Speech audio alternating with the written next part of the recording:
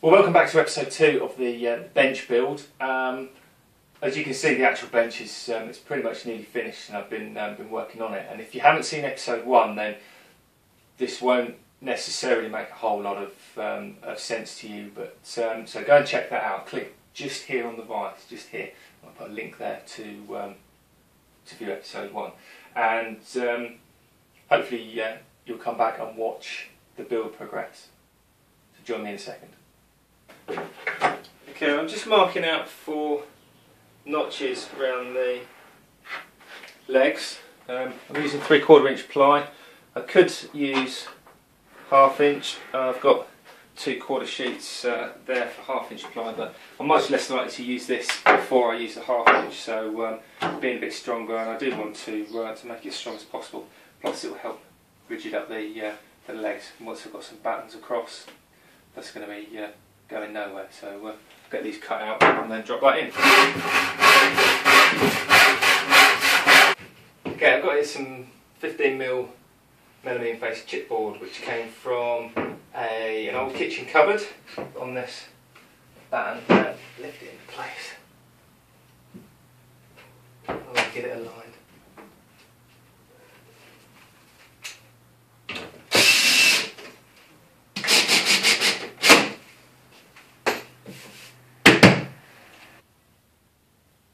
Well, I raced ahead last night before finishing off, and I've put in the runners for the drawers. I was having a bit of a decision making in terms of, I really wanted one big drawer subdivided up inside, but it's going to be made of 1/2 and 3/4 inch plywood because that's what I've got, and I just figured that's going to be a really big, heavy drawer, particularly once it's all loaded up. But I also want to put a woodworking vise on this end to complement the tail vise on this side. But obviously with a big drawer, that's going to impede on the vise. So I was thinking maybe either have the face of the drawer an L shape to cut underneath the drawer, or maybe to shorten the drawer or have individual drawers. So in the end, what I've settled for is, rather than putting just a straight blanking plate under here, I'm going to have a slightly smaller drawer of about 2/3 the bench.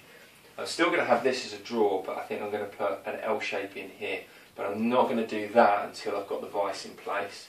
I've used 2x1 for these supports, doubled it up on the front, so it's 2x2, and then glued and screwed and fixed in. Just need to put a brace underneath, which is going to attach on the shelf with a 4x2 underneath to stop this flexing front and back, and then I'm going to stiffen up this at the back as well. So I'm going to cut this last piece at the back, clean up where the urethane's all foamed out around the joints, and then I can start thinking about making this drawer. I'm going to leave that drawer until I set fit the vise, and then once I've got some more 4x2s I can finish off the top and get the top on. So I'll crack on with the drawer, I think.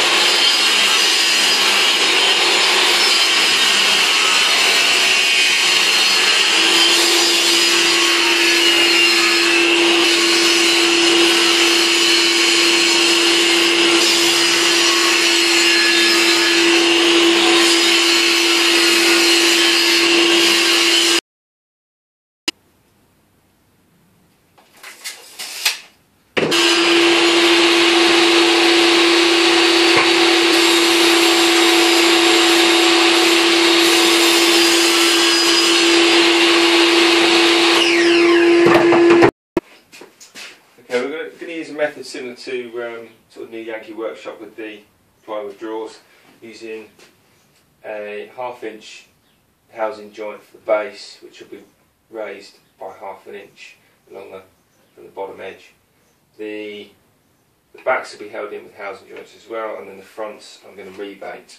I could dovetail them because I've got a dovetailing jig, but to be honest I'm not a huge fan of dovetailing on ply.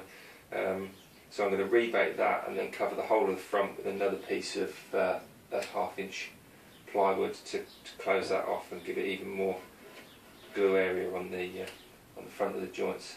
11/16. So I've swapped to a 1/4 inch spiral bit for the base housings, and I'll be using a 1/2 inch on the back and sides. So I'm all set up to cut the first trench for this piece.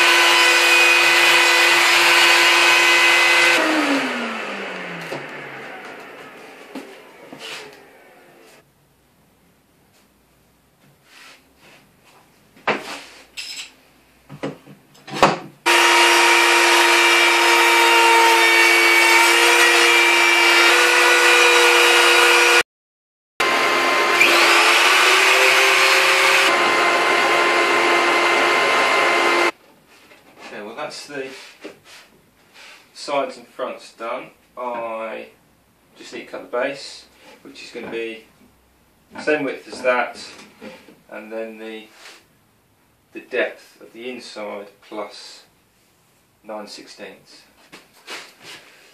Okay, so I've cut this strip along the bottom here, which sits flush with the front and the back, and that will ride along this centre piece, hopefully stop the bottom from sagging too much. Okay, so I've cut 4 of these blocks. These are going to be the feet, and I've cut them so that they're the same width as the legs, which are the 4x2 posts laminated together. What I'm going to do is I'm going to counter bore a hole in here for the head of this bolt, and then bore through with a 10mm bit. And once that's set in, I'll have that, and then I'm going to cap it off with these pieces of 3/8 inch ply on the bottom, just to close it all in and keep everything together.